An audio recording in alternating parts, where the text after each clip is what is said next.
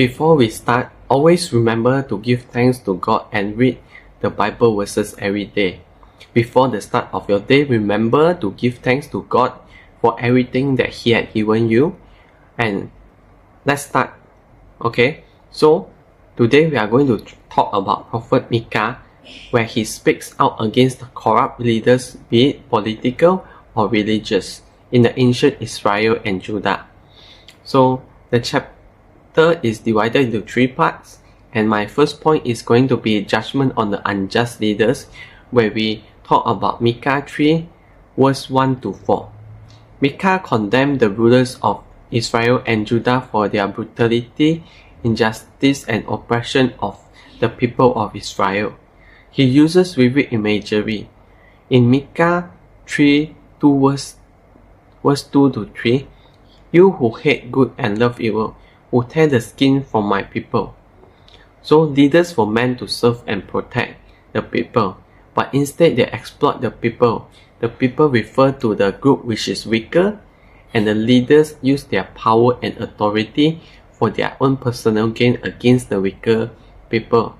So this was mentioned in Micah 2 also, where the actions that take advantage on others for personal gains is clearly against God's will, because this is an act of no compassion. Because of this abuse, God says He will not answer to the cries when the judgment brings upon them. So for my second point is the rebuke of false prophets. From Micah 3 verse 5 to 7, Micah denounces prophets who only speak what people want to hear and not what they need to hear, especially if the leaders are bribed. So in Micah 3 verse 5, they cry for peace when they have something to eat, but declare war against those who have nothing in their mouths. So these false prophets mislead people with lies, giving them false hope. God promises that darkness will come upon them, meaning that He will no longer give them futuristic visions about the future or any guidance.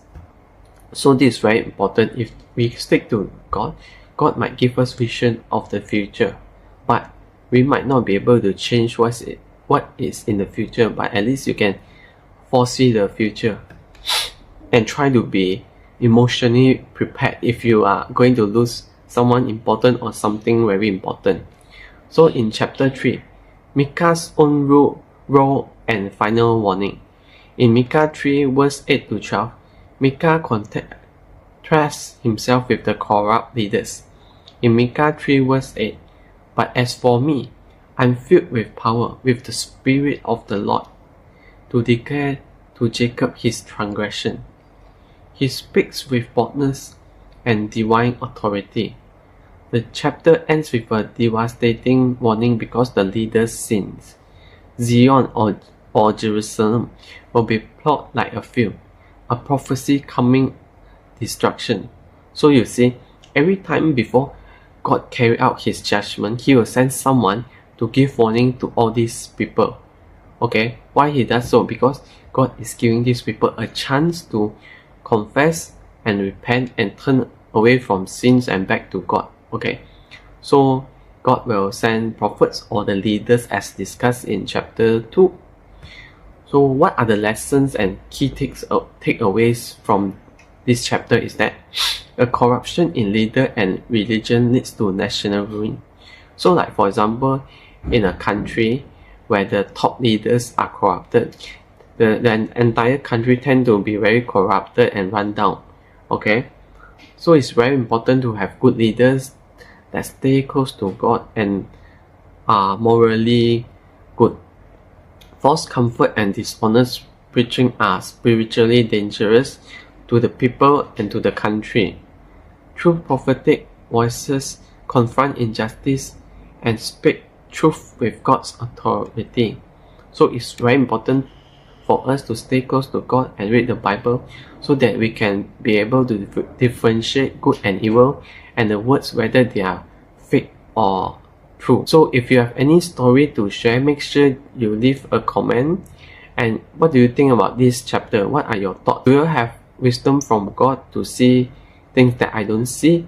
You can share it in the comment section also. Oh, if you want to hear more about Jesus, Bible and God, do give me a like and subscribe to my channel.